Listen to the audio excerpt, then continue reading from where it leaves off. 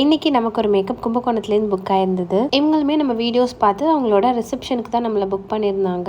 இந்த வீக்லேயே நம்ம 2 டைம்ஸ் வந்து கும்பகோணத்துக்கு வந்தாச்சு.